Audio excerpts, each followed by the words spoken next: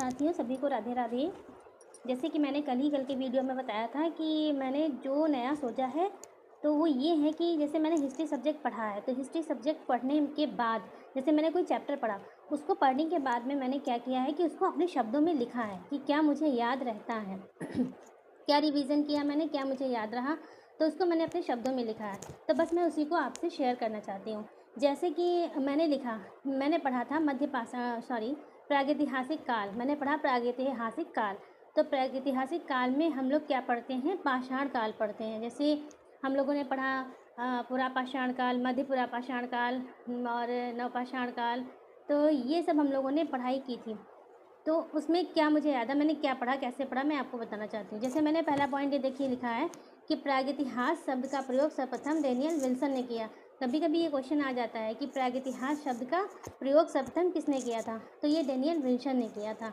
अब बात आती है कि प्रागैतिहास शब्द का मतलब क्या होता है, कि प्रागैतिहासिक में जो हमारा रहता है कि पाषाण युग रहता है और ताम्रपाषाण युग रहता है, सिंधु सभ्यता भी रहता है।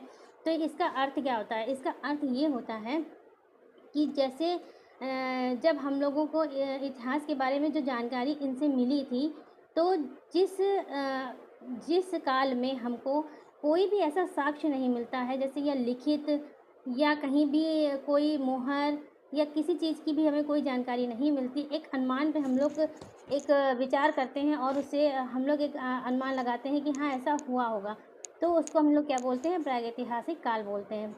तो उसमें पाषाण काल आता है। अब बात आती है कि पाषाण काल, तो पाषाण काल का मतलब होता है कि जब पत्थरों का उपयोग होता है, जिस काल में पत्थरों का उपयोग हुआ, पत्थरों के औजार बने, उसको हम लोग क्या कहते हैं, पाषाण काल। तो देखिए सेकंड पॉइंट हमने क्या लिखा है कि पाषाण काल के औजार सर्वप्रथम कर्नाटक के लिंग सुगुर से प्राप्त हुए, जो कि नवपाषाण काल से संबंधित थे, जबकि कर्नाटक के इसामपुर से प्रस्तर उपकरण बनाने के कार्यशाला प्राप्त हुई। देखिए हमारे यहाँ जैसे पुरापाषाण काल की बात करें तो रॉबर्ट ब्रसफुट ने, जो प्रागैतिहासिक काल के हमारे पिता बोले जाते हैं, उन्होंने क्या किया था कि मद्रास के पलवरम से एक हस्त कुठार प्राप्त किया था। लेकिन उन्होंने कब प्राप्त किया था, 1863 में। बात आती है मध्य पाषाण काल की, तो उसके जो साक्ष्य थे वो हमें 1867 में मिले। लेकिन अगर हम नवपाषाण काल की बात करते हैं तो इसके साक्ष्य सबसे पहले हमको 1860 में मिले थे, कर्नाटक के लिंग सुगुर से प्राप्त हुए थे। तो सबसे पहले अगर क्वेश्चन ये आता है कि सबसे पहले किस काल के पाषाण औजार हमको प्राप्त हुए हैं, तो सबसे पहले जो औजार प्राप्त हुए हैं वो हमें नवपाषाण काल के प्राप्त हुए हैं। ठीक है। 1950 में स्टुअर्ट पिगट की प्रसिद्ध कृति जो थी प्री हिस्ट्रिका इंडिया ने भारतीय प्रागैतिहासिक के अध्ययन को नई दिशा दी।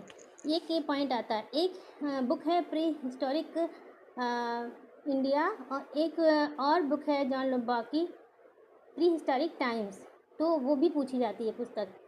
उसके बाद में जो पूर्व पाषाणिक स्थल हैं वो क्या क्या हैं देखिए। तो जैसे कि हमने देखा पोतवार क्षेत्र, तो इसकी स्थिति इस समय कहाँ है, पश्चिमी पंजाब, जो कि पाकिस्तान में है। तो ये नमक पर्वत और पीर पंचाल श्रृंखला के बीच में है। अच्छा, जो डी.एन. वाडिया थे तो उनको क्या बोला जाता था, सोहन घाटी का पितामह बोला जाता है। डी.एन. वाडिया को सोहन घाटी का पितामह बोला जाता था। इन्होंने क्या किया, 1928 में सोहन घाटी से पूर्व पाषाण काल के उपकरण प्राप्त किए थे। सोहन संस्कृति का प्रयोग जो होता है वो सबसे पहले, जो सोहन संस्कृति शब्द का प्रयोग किया गया है वो पहली बार 1936 में डी टेरा ने किया था।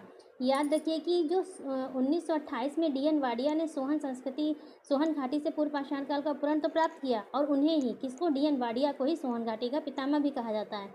लेकिन जो सोहन संस्कृति का जो शब्द का प्रयोग हुआ है वो पहली बार 1936 में डी टेरा ने किया था। और 1930 में आर्यू डॉट ने सोहन घाटी में स्थित एक है स्थान पिंडी खेब इससे कई उपकरण प्राप्त किए थे। अब राजस्थान की बात कर लेते हैं। तो राजस्थान में कौन कौन से पूर्व पाषाण कालिक स्थल हैं, बागौर है, डिडवाना है, इनसे क्या हुआ था, पुरापाषाणकालीन औजार प्राप्त हुए थे। और जो नागौर जिला में स्थित है 16R और सिंघी तालाब, ये और भी एक महत्वपूर्ण स्थल है। मध्य प्रदेश में ये क्वेश्चन बहुत पूछा जाता है कि मध्य प्रदेश में जो नर्मदा घाटी है उसमें एक हथनौरा ग्राम है, उसमें कब, 5 दिसंबर 1982 को A.K. सुनकिया ने, किसने, A.K. सुनकिया ने एक चीज़ खोजी थी जो थी मानव की खोपड़ी, उसको खोजा था। लेकिन जो मानव की खोपड़ी थी उसको वो किस प्रजाति से संबंधित थी, तो वो होमो इरेक्टस से संबंधित थी। कभी कभी ये क्वेश्चन आ जाता है कि जो जो AK सोनकिया है, उन्होंने जो एक नर्मदा घाटी से मानव खोपड़ी खोजी थी वो किस प्रजाति की थी? तो कभी होमो सेपियंस, होमो इरेक्टस, होमो हैबिलस ये लिख के आ जाता है। तो ये किस प्रजाति की थी? होमो इरेक्टस। इसकी सही उत्तर क्या होगा? होमो इरेक्टस। फिर दूसरा सबसे महत्वपूर्ण स्थान है भीमबेटका। ये भी मध्य प्रदेश में पड़ता है। किस जिले में? रायसेन जिले में पड़ता है। अच्छा, इसका ये पूछा जाता है कि इसकी खोज किसने की थी? तो इसकी खोज VS वाकर्णकर ने की थी 1957 में। ये भी बहुत इंपॉर्टेंट चीज़ है कि इसको भी बहुत पूछा जाता है सॉरी, कि भीमबेटका की खोज किसने की थी और ये कहाँ स्थित है? तो ये रायसेन जिला में स्थित है, मध्य प्रदेश में है, और इसकी खोज VS वाकर्णकर ने की थी 1957 में। ये एक है, एक स्थान पड़ता है सिंघावल। सिंघावल क्या है? ये मध्य सोन नदी घाटी का प्राचीनतम भूतात्विक जमाव है। ठीक है, कहाँ स्थित है? सोन नदी घाटी में ये स्थित है। अब बात कर लेते हैं उत्तर प्रदेश में। उत्तर प्रदेश में कौन कौन से महत्वपूर्ण स्थान हैं? तो मिर्ज़ापुर जिले की जो बेलन घाटी है, इसमें पूर्व पाषाण युग से लेकर नवपाषाण युग तक के उपकरणों का एक पूरा अनुक्रम प्राप्त हुआ है।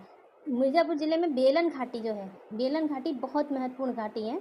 इससे क्या हुआ कि पूर्व पाषाण युग से लेकर और नवपाषाण युग तक के जितने भी उपकरण थे उनका पूरा एक क्रम प्राप्त हुआ है कि हाँ, ये यहाँ से हर एक चीज़ प्राप्त हुई है, चाहे वो पूर्व पाषाण काल की हो, मध्य पाषाण काल की हो, नवपाषाण काल की है।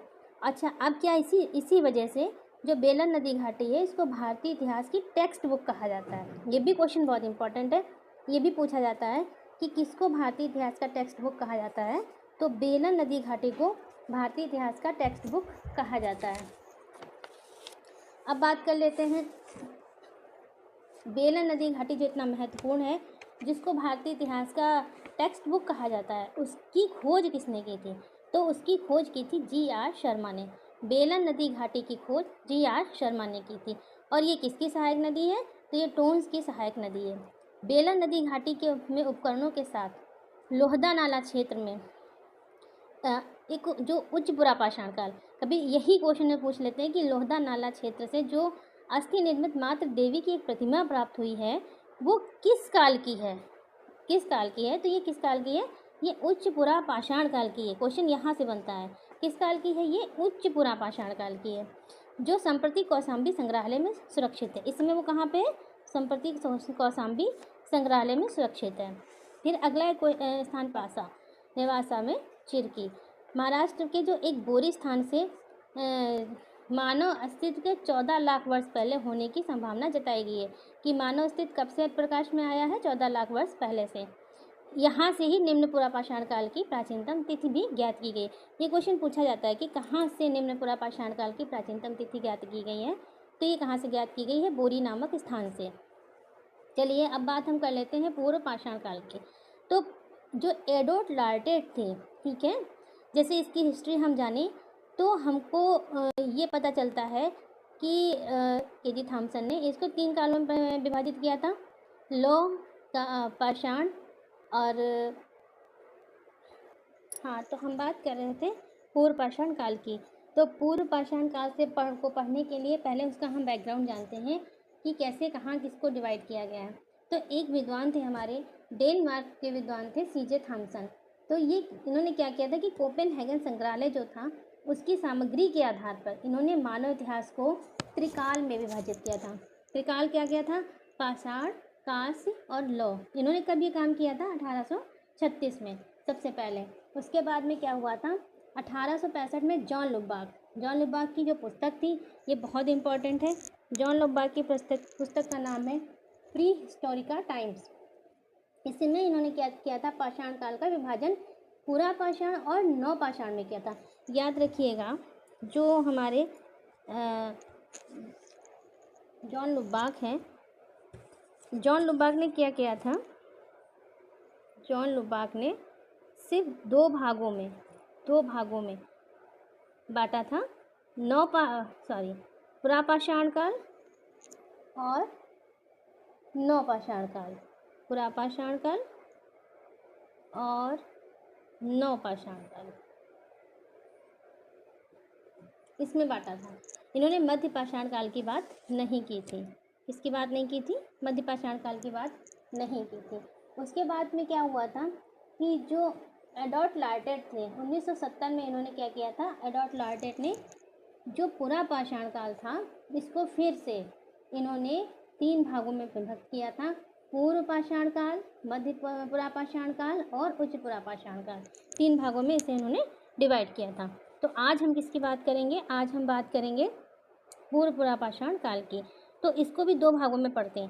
पहला, जैसे जो उत्तर में नॉर्थ में पड़ता है चॉपर चॉपिंग संस्कृति, नॉर्थ को क्या बोलते हैं, चॉपर चॉपिंग संस्कृति और दक्षिण में जो साउथ है इसमें क्या बोलते हैं, हस्त कुठार संस्कृति। तो चॉपर चॉपिंग संस्कृति में इसका जो शब्दावली है इसका प्रयोग किसने किया था, एच एल मॉवियस ने किया था। किसका, चॉपर चॉपिंग संस्कृति का प्रयोग, जो शब्दावली है इसका प्रयोग एच एल मॉवियस ने किया था। और इसके उपकरण जो थे वो कहाँ से प्राप्त हुए थे, पंजाब पाकिस्तान में जो सोहन नदी घाटी है वहाँ से प्राप्त हुए थे। सोहन नदी घाटी किसकी सहायक नदी है, सिंधु की सहायक नदी है। अन्य नाम क्या है, सोहन संस्कृति। तो सोहन संस्कृति का जो इसका जो चॉपर चॉपिंग संस्कृति है इसी को हम लोग अन्य नाम से जानते हैं, वो है सोहन संस्कृति। और सोहन संस्कृति शब्द का प्रयोग 1936 में एच डी टेरा ने किया था। टेरा और पीटरसन, इन्होंने इसको द्वितीय अंतरिम युग भी कहा है। एच डी सांकालिया ने क्या किया, सोहन नदी घाटी में इन्होंने 5 वेदिकाएँ प्राप्त की थी। ये क्वेश्चन बहुत इंपॉर्टेंट है कि सोहन नदी घाटी से कितनी वेदिकाएँ मिली थी, तो 5 वेदिकाएँ मिली थी।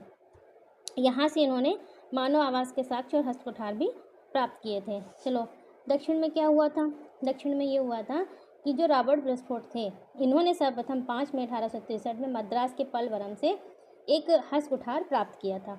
उसके कुछ दिन बाद सितंबर 1863 में रॉबर्ट ब्रिस्फोर्ड और डब्ल्यू किंग मतलब विलियम किंग ने मद्रास के समीप अतिरम पक्कम से भी कई उपकरण प्राप्त किए थे। तो जब ये मद्रास में खोजी गई थी, मद्रास में मिला था, तो इसे मद्रासी संस्कृति भी कहा जाता है या मद्रास उद्योग भी कहा गया है। ठीक है, तो आगे हम लोग थोड़ा सा ये पढ़ते हैं कि राजस्थान में जो चित्तौड़गढ़ है यहाँ से सोहन संस्कृति के या सोहन संस्कृति जो कहाँ पे उत्तर में है, मद्रासी संस्कृति जो कहाँ पे है दक्षिण में, यहाँ से दोनों के साक्ष्य मिले। तो इसको थोड़ा सा इंपॉर्टेंट लगा लीजिएगा कि चित्तौड़गढ़ से हमें दोनों के साक्ष्य मिले हैं। किसके किसके, सोहन संस्कृति और मद्रासी संस्कृति के। जो सोहन नदी घाटी है वो कहाँ है, पंजाब पाकिस्तान में। यहाँ से हमें कौन से स्थान मिले हैं, मलकपुर, चौंतारा, कलार और चौमुख। जो चौंतारा है चौंतारा ही हमारा आया था अल्टीग्रेड में, जिसको हम नहीं कर पाए थे कि ये कहाँ स्थित है। चौंतारा इसको क्या बोलते हैं, तृतीय अंतरिम युग। ठीक है, तृतीय अंतरिम युग मिलते हैं।